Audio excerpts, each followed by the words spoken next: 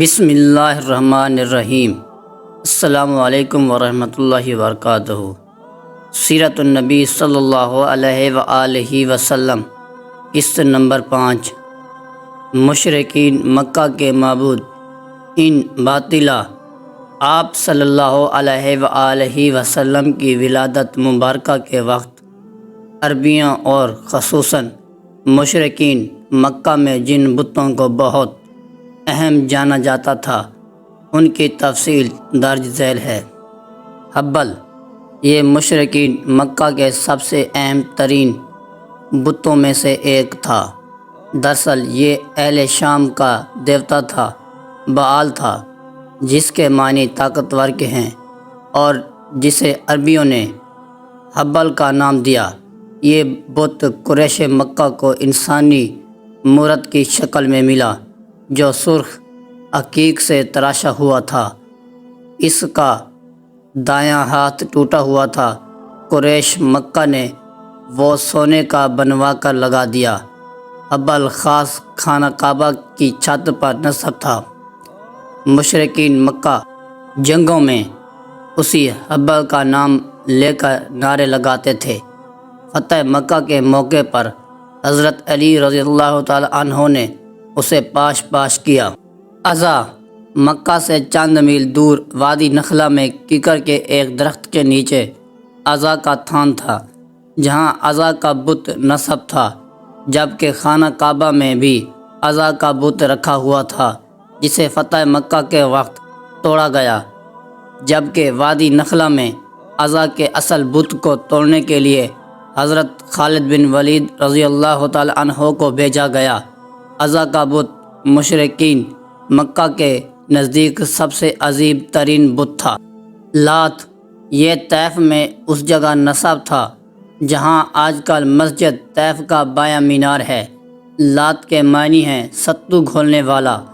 دراصل یہ ایک شخص تھا جو حاجیوں کو ستو گھول کر پلایا کرتا تھا۔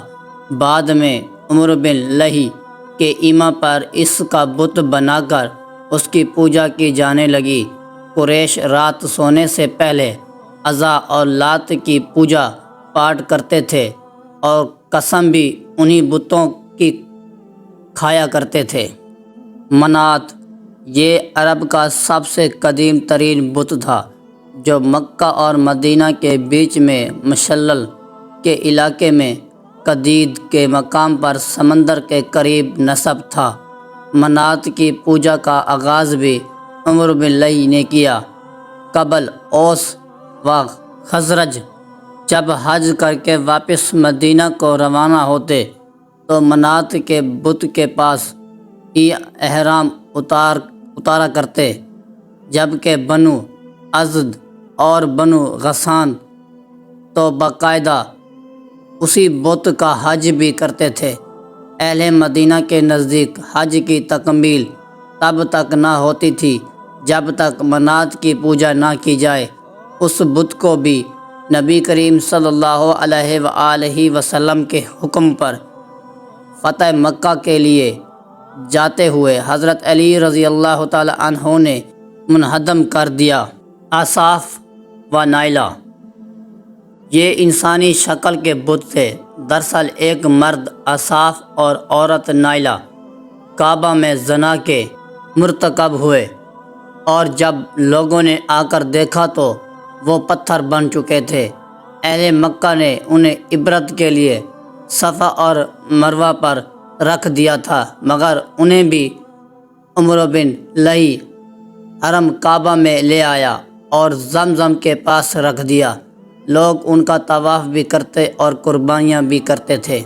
سوآ یہ ان 5 بتوں میں شامل تھا جن کو قوم نوح پوجا کرتی تھی اور جنہیں عمر بن لہی شام سے لایا تھا۔ باقی 4 بتوں میں نصر، ود، یعوق اور یغوث شامل ہیں۔ یہ بت عورت کی شکل میں تھا اور مدینہ منورہ کے قریب نصب تھا۔ نصر یہ بت یمن میں حمیر کے علاقے میں نصب تھا۔ یہ گدھے کی شکل میں تھا۔ اہل حمیر تب تک اس کی پوجا کرتے رہے جب تک انہوں نے یہودی مذہب اختیار نہ کر لیا۔ یعوق کے معنی مصیبت روکنے والا ہے۔ گھوڑے کی شکل والا یہ بت عمرو بن لئی شام سے لایا تھا اور اسے بنو ہمدان و خولان کے حوالے کیا تھا، جو اسے اپنے ساتھ یمن لے گئے اور اسے صنعا سے کچھ فاصلے پر ارحب کے مقام پر نصب کر کے اس کی پوجا شروع کر دی۔ یغوث یہ بت بھی یمن کے ایک علاقہ عقمہ میں نصب تھا۔ یہ شیر کی شکل کا بت تھا۔ یغوث کے معنی فریاد کو پہنچانے والا ہے۔ ود یہ بت دومتا الجندل کے مقام پر نصب تھا اور بنو کلب اس کو پوجا کرتے تھے، جبکہ قریش مکہ بھی اس کی عظمت کے قائل تھے اور اس کو پوجتے تھے۔ ان کے علاوہ عائم الزیزان، اکیسر الجسد، ذو الخلاصہ، ذو الشری اور ذو الکفین بھی عربوں کے اہم بتوں میں شامل ہے، جبکہ غیر اہم بتوں کی ایک کثیر تعداد ان کے علاوہ ہے۔ اہل مکہ کے عقائد اور شرکیہ اعمال در حقیقت مشرکین مکہ و عرب ان بتوں کو معبود حقیقی نہیں مانتے تھے، بلکہ وہ اللہ کو ہی واحد معبود حقیقی مانتے تھے۔ وہ ان بتوں کو اللہ کی بارگاہ میں اپنا سفارشی تصور کرتے تھے اور وہ ان بتوں کی تعظیم و عبادت اس اعتقاد کے ساتھ کرتے تھے کہ ان کو اللہ سے قریب کر دیں گے۔ دوسرا، وہ تصور کرتے تھے کہ ان بتوں کو خدائی صفات میں سے قوتیں اور طاقتیں حاصل ہیں، لیکن بہرحال حقیقی رازق و مالک وہ اللہ کو ہی مانتے تھے۔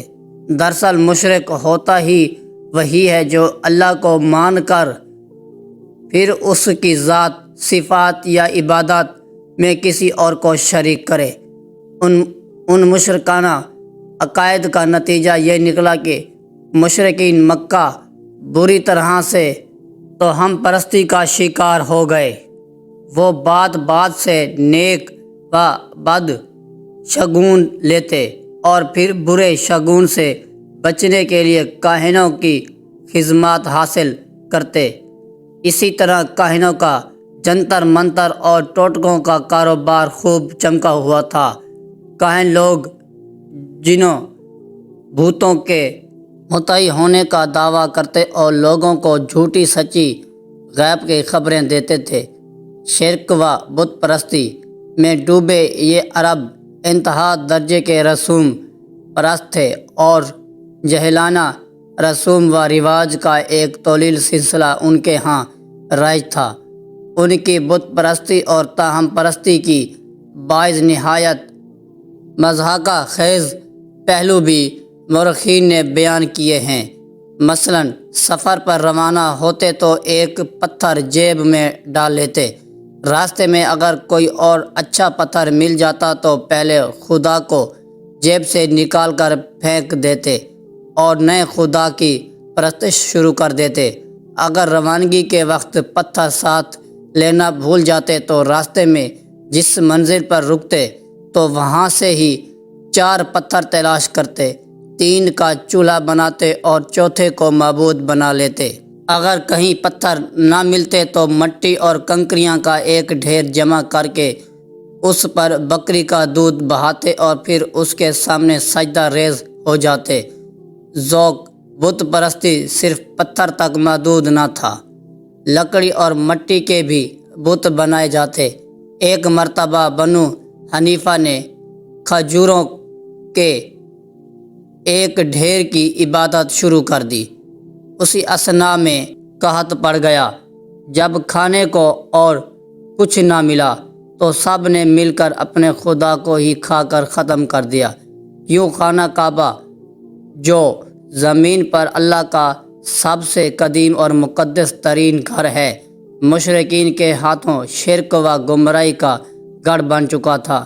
اہل مکہ کے نزدیک سب سے اہم بت لات، منات، عزا اور حبل समेत लगभग 360 जोड़े 360 छोटे बड़े बुत थे जो हरम काबा में नस्ब थे। अरब उनकी पूजा भी करते और उन पर कुर्बानियाँ भी पेश करते। हज के दिनों में ये कुफर व जलालत के मनाजिर और बढ़ जाते। जब हज को आने वाले नंगे होकर खाना काबा का तवाफ़ करते, बुतों के आगे फेल निकालने वाले फांसे फेंके जाते और नज़रें मानी जाती। गर्जिया का शैतानियत सरजमीन अरब पर इतनी इंतहा कर चुकी थी और अरब कौम शिर्क व गुमराही में पिस्ती के जिस मकाम पर पहुंच चुकी थी, उससे आगे कोई और पस्त मकाम न था।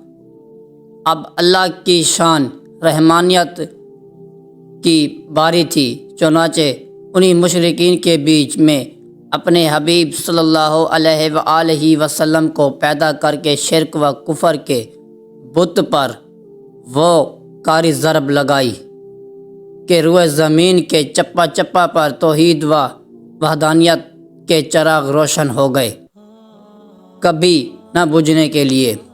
अगली किस्त में विलादत नबी सल्लल्लाहु अलैहि वसल्लम के वक्त सरजमीन अरब में राइज बाकी मज़हब का एक मुख्तसर तज़किरा किया जाएगा।